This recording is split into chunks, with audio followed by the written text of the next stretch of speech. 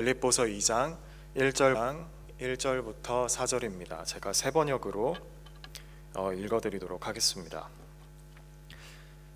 그러므로 그리스도 안에서 여러분에게 무슨 격려나 사랑의 무슨 위로나 성령의 무슨 교제나 무슨 동정심과 자비가 있거든 여러분은 같은 생각을 품고 같은 사랑을 가지고 뜻을 합하여 한 마음이 되어서 내 기쁨이 넘치게 해주십시오. 무슨 일을 하든지 경쟁심이나 허영으로 하지 말고 겸손한 마음으로 하고 자기보다 서로 남을 낮게 여기십시오. 또한 여러분은 자기 일만 돌보지 말고 서로 다른 사람들의 일도 돌보아 주십시오. 아멘.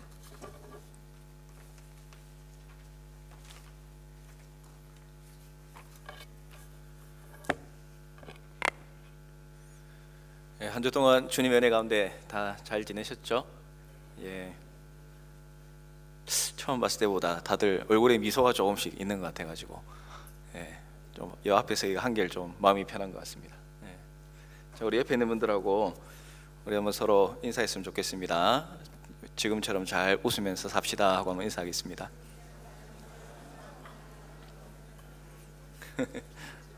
어때요? 옆에 보니까 아직도 인상 쓰고 있는 사람 있습니까? 예, 벌써 7월 달이에요, 그죠? 제가 인생을 살아오면서 우리 참 뭐 장로님 앞에서 인생을 논하기는 참 어렵지만 이때까지 살아오면서 올해처럼 이렇게 시간이 정신없이 지나간 건 처음인 것 같아요. 예, 정말 군대에 있을 때도 이렇게는 안 지나갔던 것 같은데 뭐 진짜 정신이 하나도 없습니다. 예, 앞으로 이때까지 살면서도 경험하지 못했고 또 앞으로 살아가면서도 좀 경험 안 했으면 좋겠다라는 그런 시기도 우리가 그죠 지나왔고 뒤돌아보니까 벌써 반년이 지나갔어요. 그래서 이제 우리가 2020년도에 이제 2분의 1이 끝났습니다. 6월 달로 이제 끝났고 이제 7월 달부터 이제 두 번째 하반기를 우리가 이제 시작을 하게 되는데 정신을 바짝 차려야 될 것 같아요. 조금만 예차하면 2020년 그냥 지나가가지고 내 인생이 2020년이 어땠더라라고 막 생각조차 안 날 수 있는 그런 한 해가 될 수 있겠다라는 생각이 들어서 우리 정신을 바짝 차리고 남은 하반기를 정말 하나님 은혜 가운데 잘 지내야 되겠다라는 그런 생각을 해보게 됩니다. 제가 지금까지 살아오면서 참 잘 결정했다라는 그런 게 뭐 그렇게 많지는 않아요. 그런데 하나 그 중에 그래도 잘했다라고 생각하는 게 뭐냐면 저희 아이들이 어릴 때였는데 한번 뭐 몇 달 좀 시간이 생겼어요. 이제 목회를 하다가 안식년을 제가 받게 됐는데 안식년이라고 해서 뭐 1월 달부터 12월까지 그냥 쉬어라 이런 건 아니었어요. 이제 학교를 교회에서 갈 수 있도록 배려를 해줬어요. 그래서 1학기, 2학기 이렇게 공부를 하게 됐는데 그 사이에 딱 보니까 방학이 있는 거예요. 그래서 방학 2달 정도 시간이 있는데 야 이거 어떻게 하면 좀 잘 보낼 수 있을까 뭐 이렇게 좀 생각을 많이 했어요. 그래서 생각을 하면서 결론을 딱 내린 게 뭐였냐면 앞으로 평생 동안 못 해볼 거라고 생각하는 거 한번 해보자 이런 생각을 한번 하게 된 거예요. 그래서 그 생각을 가지고 겁도 없이 저지른 일이 뭐였냐면 막내가 그때 아마 3살쯤 됐을 것 같아요. 3살 혹은 4살쯤 됐을 것 같은데 다 같이 그냥 미국으로 건너갔어요. 2달 동안. 근데 뭐 가서 호화롭게 뭐 지내고 올 수 있으면 참 좋지만 그렇게 안 되니까 어떻게 했냐면 텐트를 하나 들고 갔습니다. 텐트를 들고 2달 동안 텐트에서 지낸 거예요. 3살 그리고 그 위에가 5살 6살 그 위에가 8살일 때 갔습니다. 차 하나 빌려가지고 2달을 이제 텐트 싣고 다니면서 텐트를 이제 치고 돌아다닌 거예요. 그렇게 해서 한 2달 동안 사고 없이 이제 다녀오긴 했는데 그때 이제 갔던 코스가 어디였냐면 미국의 서쪽 서부이죠. 서부라고 하죠. 웨스트 쪽에 이렇게 종단을 하고 왔어요. 밑에서부터 위로 갔다가 위에서 이제 다시 돌아오는 거예요. 비행기 타야 되니까 다시 돌아오는 그런 일정을 했는데 이렇게 이제 장황하게 여러분한테 설명한 이유가 뭐냐면 이제 그 여정 가운데에 뭐 여러 가지 참 눈에 많이 들어왔던 그런 자연들이 있었는데, 그 가운데 제일 또 마음에 남는 것 중에 하나가 무엇이냐면, 굉장히 한국에서는 제가 보지 못했던 큰 나무를 봤던 적이 있어요. 그 나무가, 저는 한국에서는 뭐 소나무 이제 그런 거나 이제 보고 자랐는데, 이제 미국에 가니까 저 나무 이름이 뭐냐면 레드우드라는 나무입니다. 그래서 제가 검색해 보니까 세계에서 가장 높이 자라는 나무라고 그렇게 해요. 그래서 높이가 뭐 대략 100m 정도 자라는 그런 나무거든요. 별로 놀라지가 않네요, 여러분들은. 직접 봐야지 놀랄까. 근데 이제 검색하다 보니까 뉴질랜드에도 이 나무가 있더라고요. 좀 억울하더라고. 중요한 건 이제 이겁니다. 좀 억울했어요. 여기 왔으면 그냥 볼 수 있는데 괜히 가진 거 모든 거 다 털어가지고 갔다 와서 보고 왔는데, 뉴질랜드에 이게 있더라고요. 로토루아라는 지역에. 알고 검색한 건 아니었어요. 그냥 이제 레드우드 여러분한테 알려주려고 좀 정확한 정보를 검색하려고 하다 보니까 뉴질랜드 레드우드 이렇게 나오는 거예요. 뭐지 싶어서 보니까 로토루아라는 지역에 레드우드라는 나무가 있다라고 그렇게 이야기를 하더라고요. 혹시 보고 오신 분 있으세요? 어때요? 거기도 큽니까? 예, 참 또 억울하네요. 그러면 그까지 가가지고 여기서 봤으면 됐는데. 자, 여러분 이제 아는 분들이 있으니까 좀 더 이해가 쉬울 것 같아요. 이 캘리포니아 미국에 있는 레드우드, 그리고 참 이 대자연이 있는 뉴질랜드 로토루아에 있는 레드우드 나무가 있는데, 여러분 이 나무가 높이가 앞서 말씀드렸지만 100m까지 그렇게 올라가고요. 둘레도 8에서 9m 정도 되는 큰 나무입니다. 그런데 이제 나무가 참 거대하고 크게 자라는 건 맞는데, 이제 그런 생각이 들잖아요. 아니 어떻게 이렇게 잘 자라고 그리고 곱게 이렇게 높이 올라가고 문제없이 이렇게 자랄까, 학자들이 이제 궁금했어요. 그래서 이제 연구를 하다 보니까 나무 밑을 한번 파보게 된 거예요. 이 나무 밑을 파보고 나니까 이렇게 높게 자라는 이유를 알겠다라고 이렇게 결론을 내린 게 있습니다. 그것이 뭐였냐면, 이렇게 덩치가 큰 나무들이 이제 빼곡빼곡 있는데, 그 덩치 큰 나무의 뿌리들이 다른 나무들하고 서로 연결이 되어 있더라라는 거예요. 이렇게 서로 끈끈하게 연결되어 있고, 그리고 영양을 서로 공유하고 함께 이렇게 힘을 모으다 보니까 어떠한 외부의 환경이나 또 기상 변화가 있었음에도 불구하고 이 나무들이 그렇게 오랜 시간 동안 자라고 또 높고 넓은 그 체격을 유지하는데 문제가 없었다라는 것을 이제 학자들이 발견하게 된 거죠. 그래서 혼자서는 역시 되는 것이 아니구나. 함께 서로 연결이 되어 있고, 함께 마음이 연결되고, 또 함께 힘을 모을 때에 이제 우리가 눈에 보이는 이런 거대한 일들이 우리 눈앞에 나타날 수 있구나 하는 것을 학자들이 이제 발견하게 됐다는 이야기예요. 여러분, 이야기를 말씀드리는 것은 다 눈치를 채셨겠지만, 우리가 지금 계속해서 우리 공동체가 더 하나 되고 연결되고 단단하고 또 은혜 가운데 자라기 위한 말씀을 우리가 빌립보서 말씀을 통해서 지금 우리가 듣고 있습니다. 오늘 듣고 다음 주하고 그 다음 주까지는 이제 4절까지의 말씀을 통해서 우리 공동체가 어떤 모습으로 나아가야 될 것인지를 계속 살펴보게 될 텐데, 중요한 요지는 오늘 말씀드렸던 이 부분에 있는 것 같아요. 이 신앙생활도 역시 마찬가지거든요. 우리가 각 개인이 신앙생활을 하면서 우리 주님과 깊은 교제를 하며 살아가고 있지만, 그러나 우리가 더 건강하고 더 아름답고 단단하게 자라기 위해서는 나 혼자서는 가능하기 어렵다라는 거예요. 혼자서는 외부의 환경과 그리고 유혹과 시련이 다가올 때에 쉽게 넘어질 수도 있고 또 힘이 빠질 수도 있고 쓰러질 수도 있어요.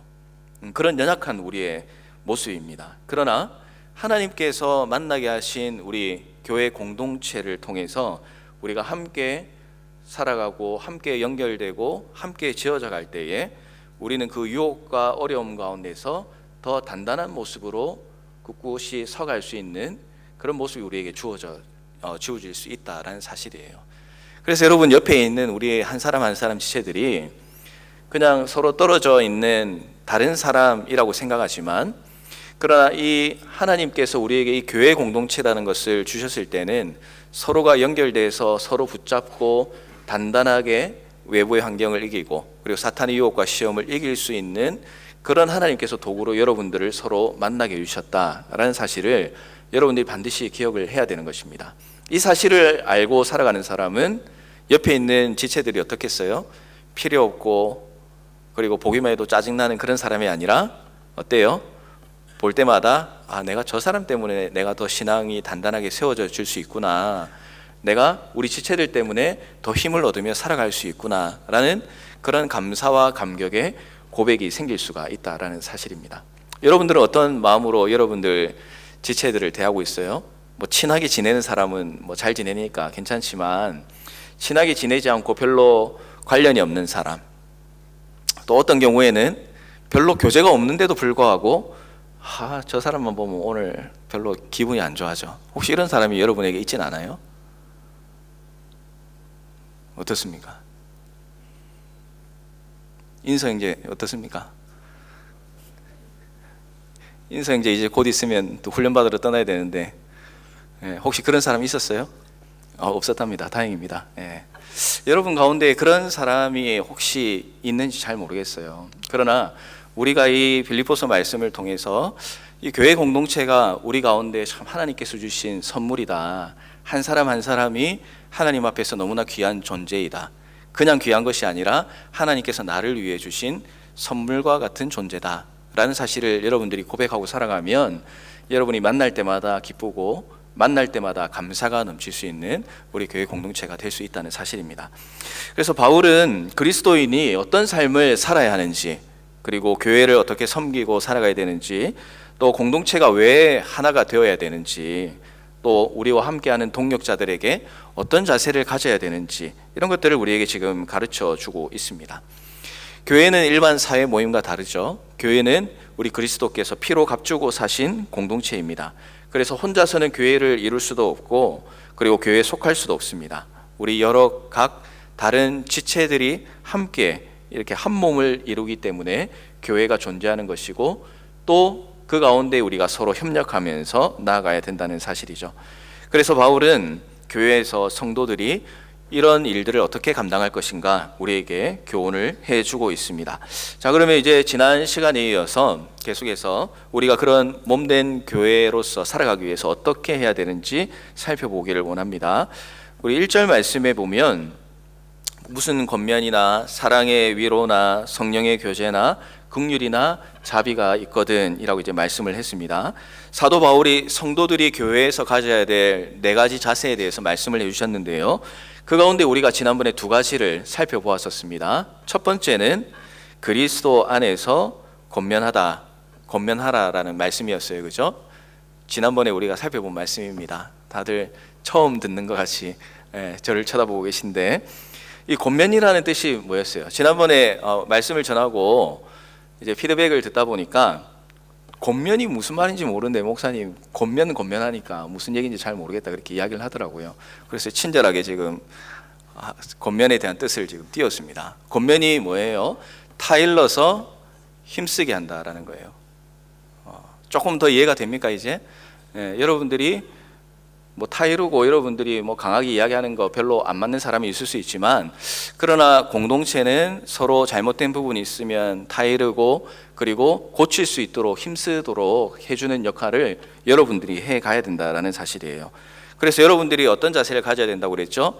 권면하기도 해야 되지만 또 반대로 권면을 받았을 때 여러분 어떻게 해야 된다고 그랬어요?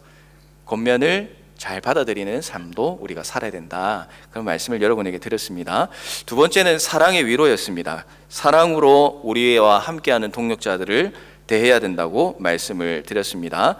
자, 여러분들이 이제 2주 전에 사실 말씀을 드렸는데, 이 2주 동안 여러분들이 이런 그리스도 안에서의 권면과 그리고 사랑의 위로를 누구에게 했었나 하는 것들을 여러분들이 한번 떠올려 보시는 것도 좋을 것 같아요.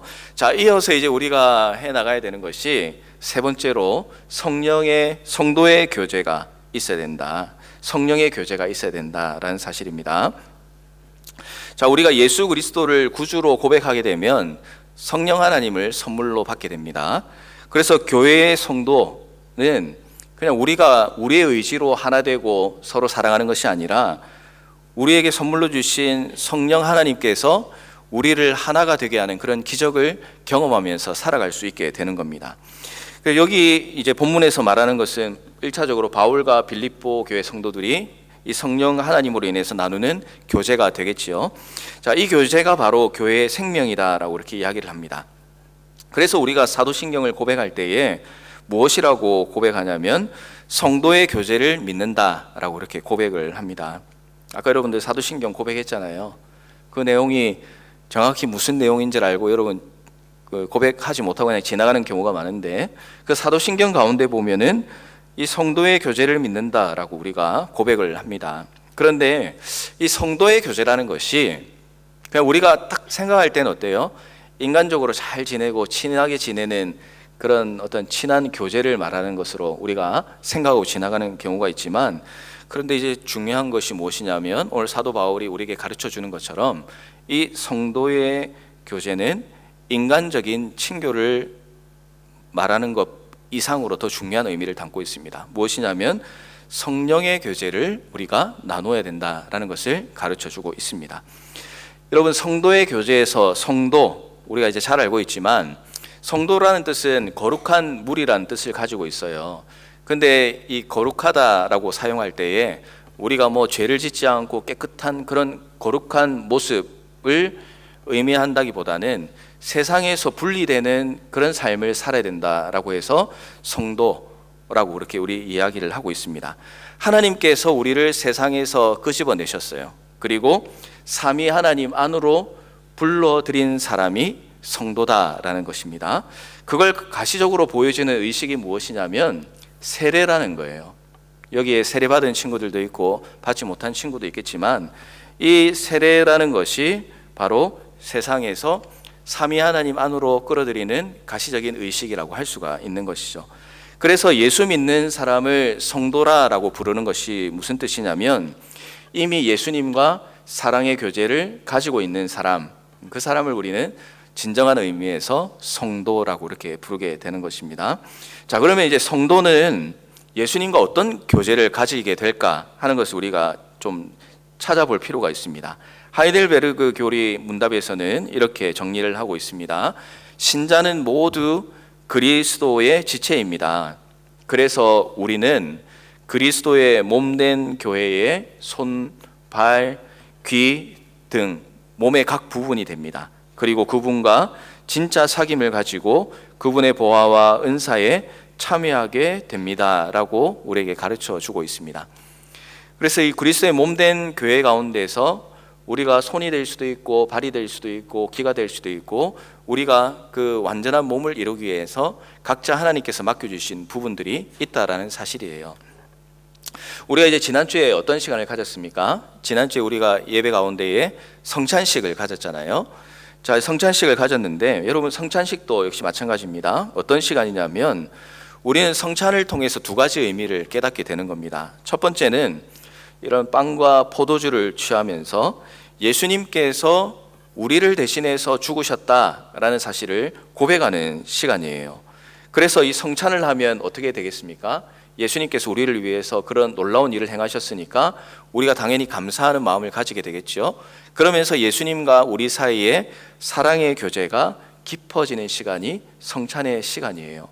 그리고 두 번째 의미가 있습니다. 그것이 무엇이냐면 이 한 덩어리의 빵을 떼어서 나눠 먹는 과정을 통해서 우리는 한 가족이요 한 몸이다라는 것을 고백하는 시간이 바로 성찬 시간이에요.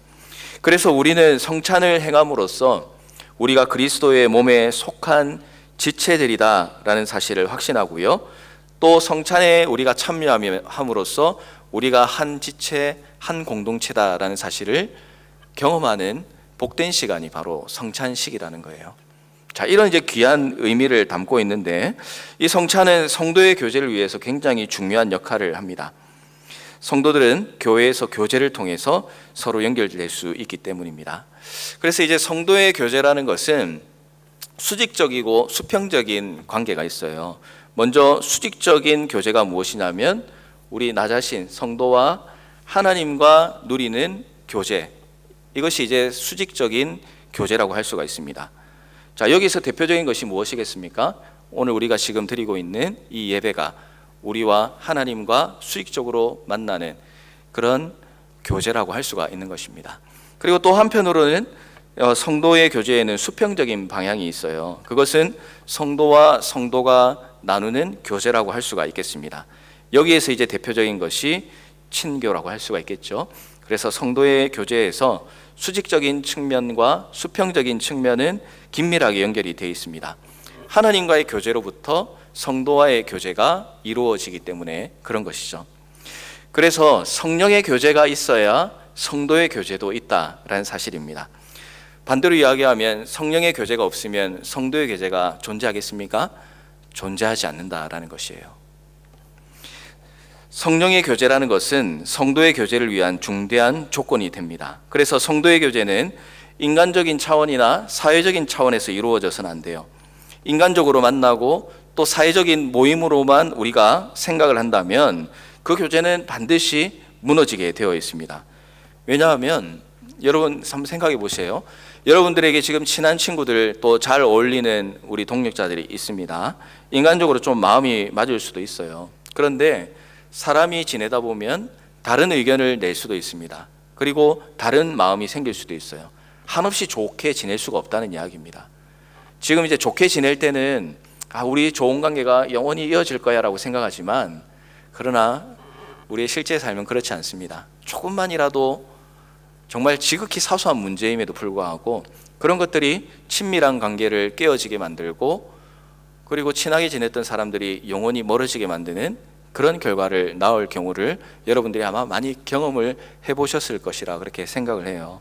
그래서 성도의 교제는 인간적인 교제와 다르다는 것을 기억해야 됩니다. 그리고 성도의 교제는 제가 여러분에게 지금 말씀을 전하고 또 앞에 표를 붙여가지고 자, 올해는 우리 다 같이 친하게 지내는 해 이렇게 적어도 그걸로 절대 가능한 게 아니에요. 그죠? 여러분, 우리의 뭐 홍보라든지 무브먼트나 아니면 프로젝트에 의해서 이루어지는 게 성도의 교제가 아니라는 것입니다. 그래서 오직 성도의 교제는 누구에 의해서만 영원하고 유지될 수 있느냐 하면 그 중요한 답이 바로 성령의 교제를 통해서만 가능하다라는 것입니다. 왜냐하면 성령님께서는 성도를 하나로 이어지게 만드는 끈이라고 우리에게 말씀을 해주셨거든요. 여러분, 에베소서 4장 3절 말씀에는 이렇게 기록을 하고 있어요. 평안에 매는 줄로 성령의 하나 되게 하신 것을 힘써 지키라 라고 우리에게 가르쳐 주셨습니다.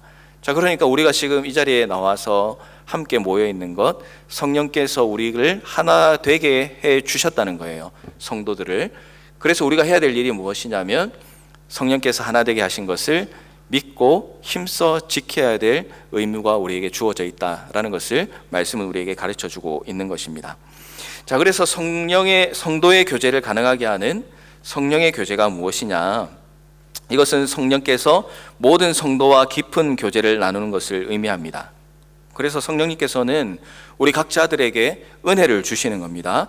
그리고 성령님께서 원하시는 사람으로 우리를 변화시켜 주세요. 그리고 우리의 인격을 변화시켜 주십니다.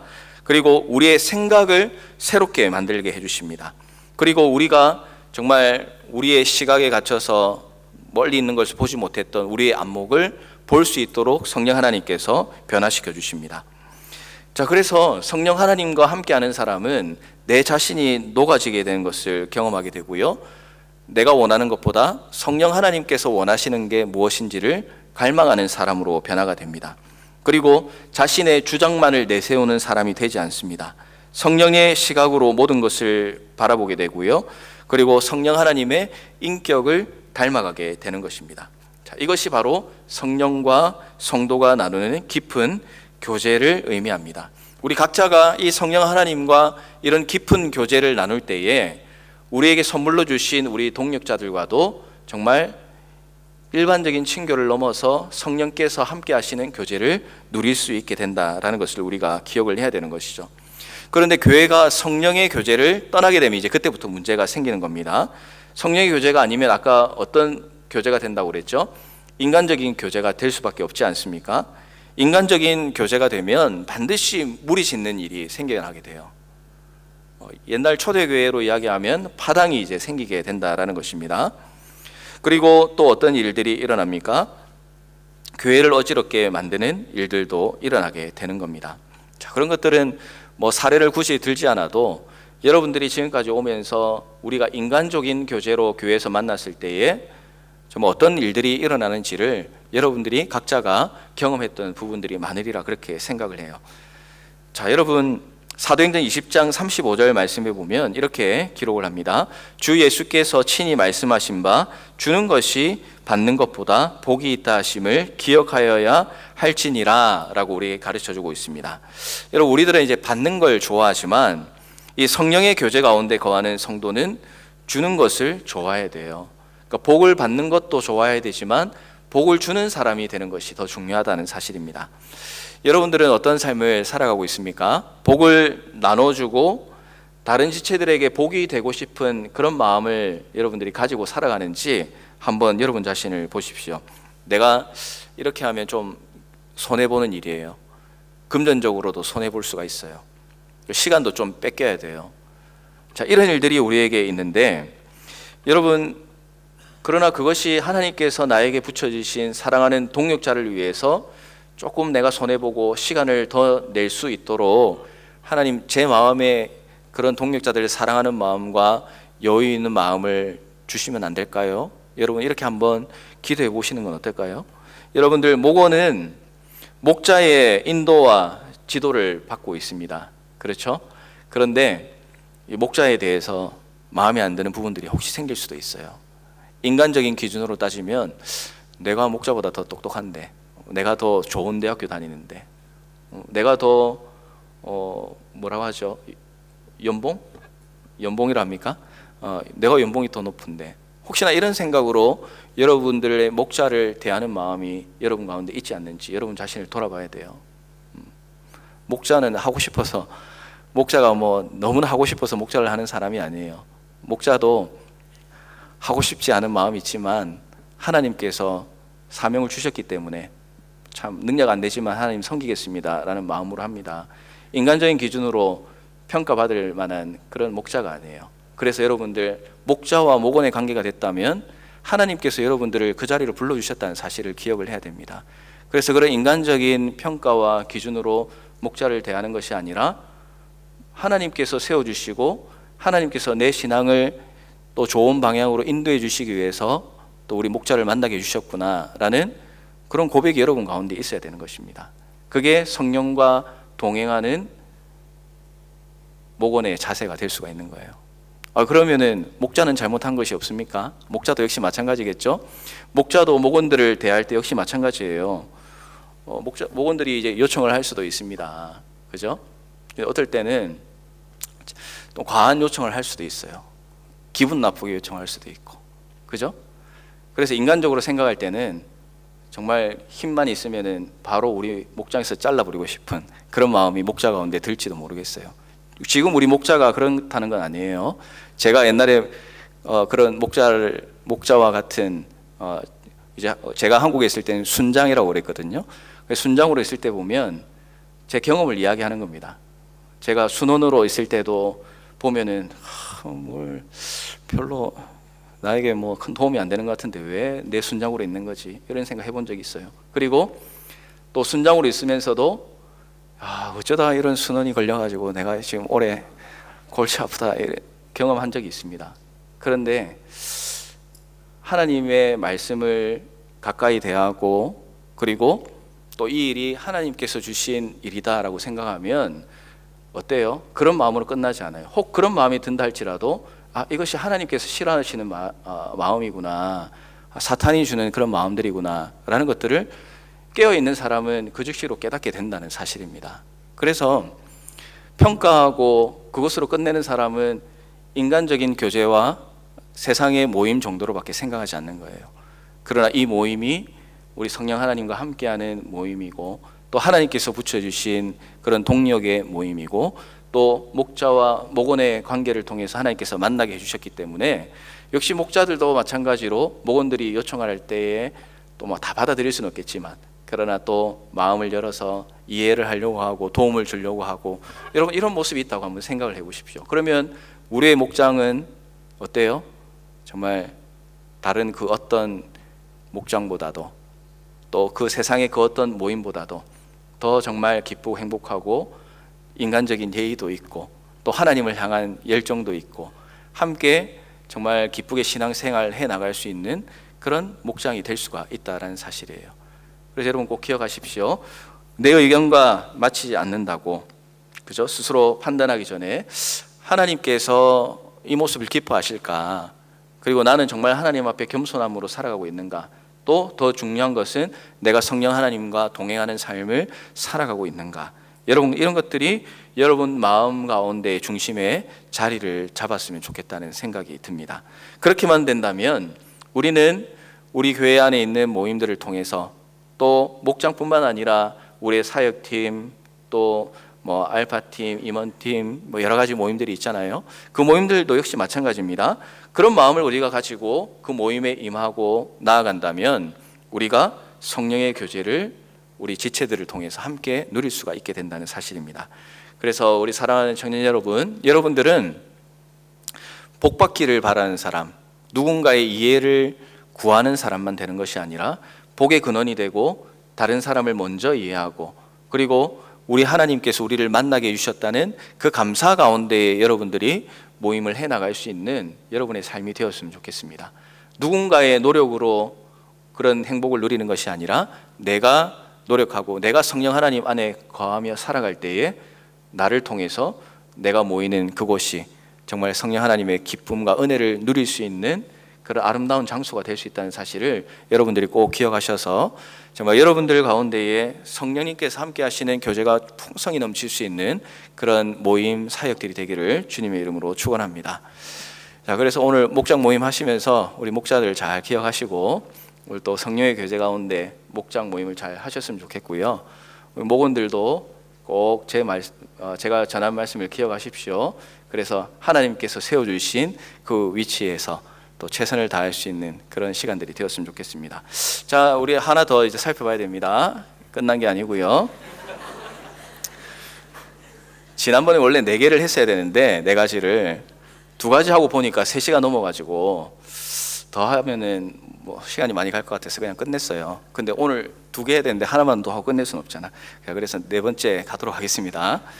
긍휼이나 자비가 있어야 된다라고 우리에게 말씀을 하고 있습니다. 자, 성령 하나님께서 함께 하시는 공동체는 앞에 말씀드렸던 그 3개가 있어야 되고, 또 오늘 말씀 가운데 마지막으로 무엇이냐면 긍휼이 있는 자비가 있어야 된다라고 우리에게 가르쳐주고 있습니다. 자, 긍휼이라는 게 무엇입니까?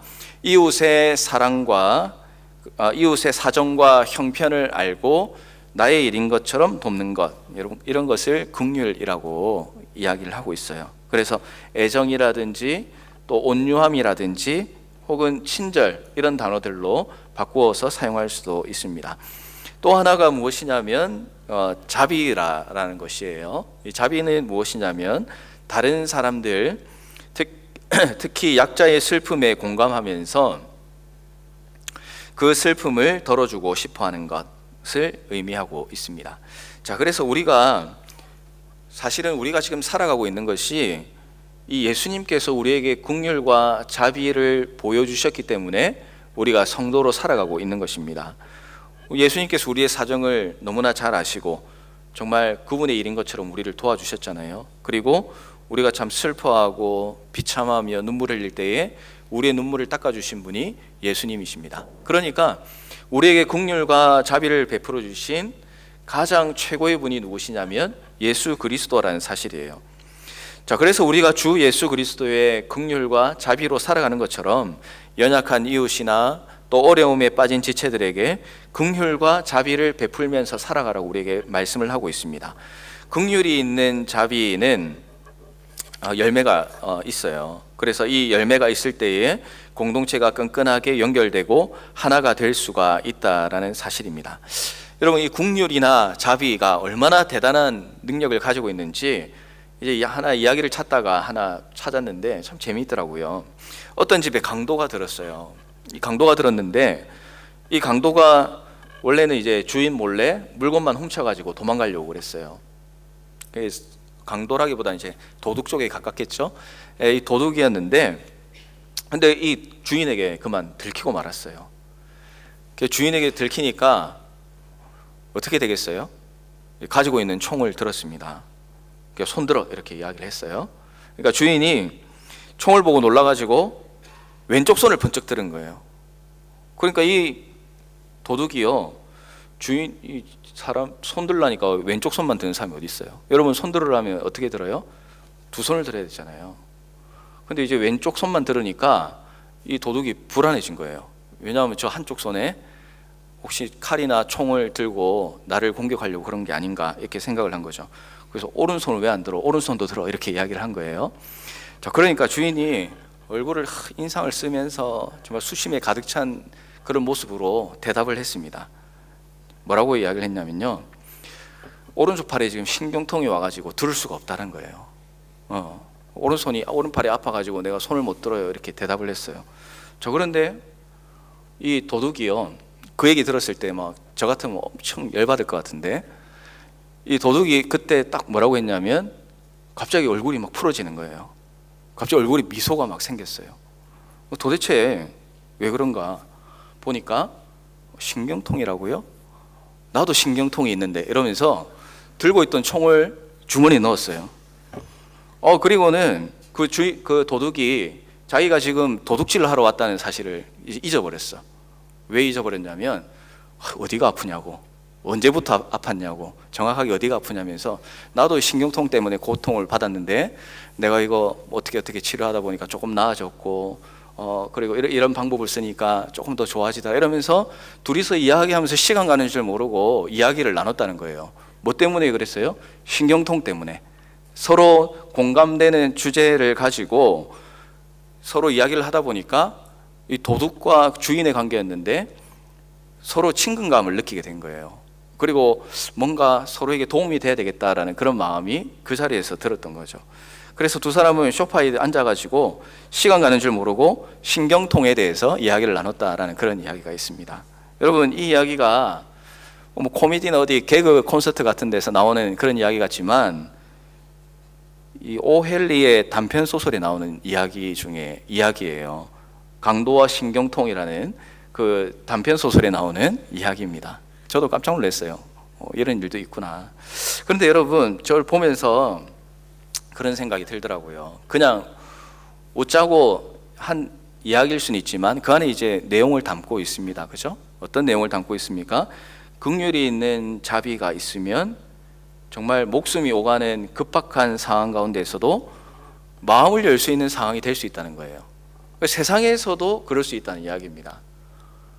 어떻게 이럴 수 있을까라고 하지만 저는 이럴 수도 있겠다라는 생각을 해보게 됐어요. 막 한국에서 사람들 많이 싸우거든요.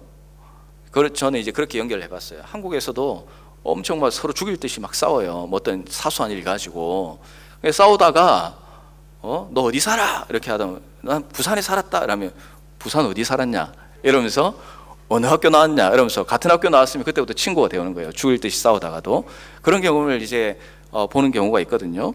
여러분, 세상에서도 그런 긍휼 있는 자비가 있으면 서로 마음을 열고 이야기하는 사이가 되고 또 친해지는 그런 관계가 돼요. 힘들고 아파하는 그런 사람들을 향해서 여러분, 우리의 마음을 열고 또 그들을 이해하려고 하고 그들에게 다가가는 사람은 반드시 마음이 열리고 대화가 되고 그리고 하나가 되는 그런 일들을 경험하게 된다는 사실입니다. 여러분들은 여러분과 함께하고 있는 동역자들을 향해서 어떤 마음을 가지고 살아가고 있습니까? 여러분, 힘들고 아파하는 우리 지체들에게 내가 정말 사랑하는 말 한마디로 그리고 사랑하는 마음으로 다가가서 그 사람에게 다가가 본 적이 있는지 여러분들 한번 돌아봐 보세요. 아마 100% 정확하진 않지만 사랑하는 마음으로 다가가기보다는 정말 못으로 찌르는 것 같은 그런 말로 비아냥될 때도 있고 또 그 사람을 아프게 하는 말을 더 많이 했던 우리의 삶이 있진 않았나 한번 생각해 보게 됩니다. 좀 위로해 줘야 되는데 위로는 못 해주고 야 너는 맨날 왜 그 모양이냐 라고 혹시 여러분들 그 지체들을 대한 적은 없어요? 친하다고 생각해서 그렇게 했어요 라고 할 수 있겠지만, 그러나 여러분의 그 지극히 작은 말 한마디, 그리고 또 정말 목같이 뾰족한 말 때문에 우리의 지체들을 쓰러지게 만들고 아프게 만들고 힘들게 만들었던 적이 우리에게 있진 않는지 여러분들이 돌아볼 수 있어야 되는 거예요. 그래서 진정한 공동체는 찌르는 사람이 아니라 서로의 아픔을 이해해주고 만져주고 위로해줄 수 있는 사람이 되어야 되는 것입니다. 자, 그래서 우리 마하나임 청년부가 정말 이런 긍휼이 있는 자비로 말미암아서 서로를 세우고 마음을 열게 만드는 공동체가 되었으면 좋겠습니다. 내가 왜 그렇게 해야 됩니까? 내 살기도 힘든데요. 혹시 그런 마음을 가지고 있다면 우리 예수님께서 여러분을 향해서 어떤 일을 하셨는지를 여러분들이 꼭 마음속에 생각하시길 바랍니다. 우리를 위해서 십자가에 못 박혀 죽으시고 모든 것을 아낌없이 우리에게 쏟아주신 그분께서 너희도 그렇게 살아라 라고 우리에게 말씀하고 있기 때문에 그렇습니다. 말씀을 맺겠습니다. 이 사도 바울은 빌립보 성도들이 이 네 가지 일을 잘하고 있다고 판단을 했어요. 그래서 그리스도 안에서 권면하는 것, 사랑의 위로, 성령의 교제, 긍휼이 있는 자비, 이것이 교회 공동체에 속한 성령님과 함께하는 사람들이 가져야 될 자세다라고 우리에게 말씀을 하고 있습니다. 우리는 이 네 가지의 이 권면을 보면서 우리가 얼마나 네 가지 가운데 잘하고 있는 것들이 있는지, 네 가지 다 잘할 수 있으면 좋겠지만 혹시 뭐 한 가지, 두 가지, 세 가지, 아니면 아예 나하고는 이런 건 전혀 상관없는 이야기를 하시네요 라고 혹시 이야기하는 분들이 있는지도 모르겠어요. 그러나 이 네 가지를 보면서 우리는 공통적으로 느끼는 것이 우리가 참 부족하다. 하나님께서 함께하게 하신 이 공동체를 소중하게 여기는 마음이 우리 가운데 부족했다라는 것을 여러분들이 공통적으로 아마 느끼고 있을 것입니다. 하지만 여러분, 이 말씀들을 우리가 지금 들으면서 감사해야 될 것이 무엇이냐면 이제 우리가 할 수 있고 해야 될 일들이 있다라는 사실에 대해서 여러분 감사할 수 있어야 됩니다. 그리스도의 사랑 안에서 성도의 자세를 우리가 하나씩 갖추기 위해 노력을 해나간다면 초대교회의 아름다운 모습이 우리 마하나임 청년부 가운데 풍성이 넘치게 되리라고 저는 믿고 확신합니다. 자, 그래서 우리 주님께서 함께하게 하신 이 아름다운 공동체를 바라보면서 미움과 시기와 질투의 공동체가 아니라 사랑과 위로와 격려와 하나 되는 그런 아름다운 공동체로 여러분들 살아가셔서 정말 하나님께 참 기쁨이 되었으면 좋겠고요. 또 이 지역 가운데서도 우리 마하나임 청년부 청년들은 뭐 좋은 일이 있는지 요새 좀 웃고 댕기더라 라는 그런 이야기들을 많이 들으면서 살아갔으면 좋겠습니다. 그런 아름다운 소식을 전하는 우리 청년부 되시기를 주님의 이름으로 축원합니다. 기도하겠습니다.